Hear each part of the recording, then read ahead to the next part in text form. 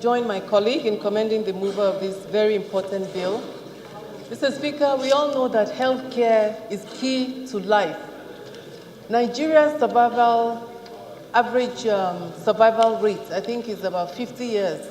It used to be about 45, but it's increased to around 49 according to the index. Mr. Speaker, in most parts of the developed world, people live to 70, 75, and 80. 45 to 50 years is still very low. One of the reasons is because we don't have a healthcare system that meets the needs of Nigerians. High blood pressure is on the increase in this country. Many Nigerians are afflicted with high blood pressure, and so also many Nigerians are afflicted with diabetes and many other diseases that ultimately lead to kidney failure. However, we've not taken any steps to undertake research, to prevent it, and to provide care for the victims or sufferers of these diseases. Mr. Speaker, we've made advancements in eye research. We have a national eye center in Kaduna, and all those who have key problems related eye diseases, they go to Kaduna for eye care. The same thing with the National Orthopedic Center in Kano. Those with bone-related diseases, accident victims, they have the National Orthopedic Center. Why should we not have a National Renal Center?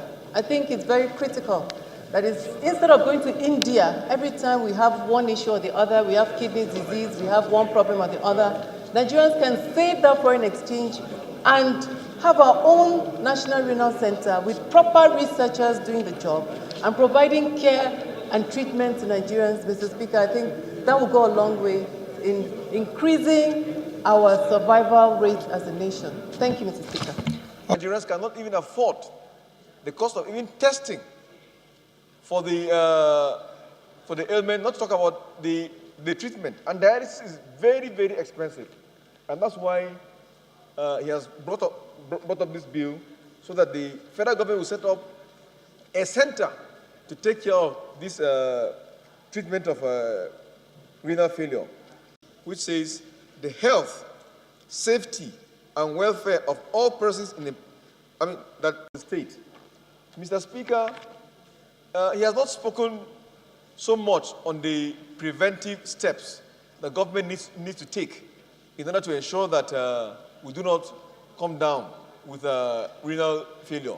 Mr. Speaker, that's why we have NAFDAC. I want to use this opportunity to call upon NAFDAC and authorities to ensure that NAFDAC is alive to its responsibility. Because NAFDAC, by its nomenclature, is the National Agency for the Food and Drug Control in Nigeria.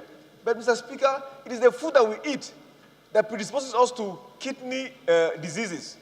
So NAFDAC should be alive to its responsibility so that Nigerians are advised on what foods to eat and which ones not to eat, and even the amounts not to eat. Mr. Speaker, in other countries, when it comes to cigarettes, no smoking, they will put a bold inscription, warning. The Surgeon General has advised that cigarette smoking is dangerous to your health. But in Nigeria, we don't have such warnings. And this is the responsibility of NAFDAC and other authorities.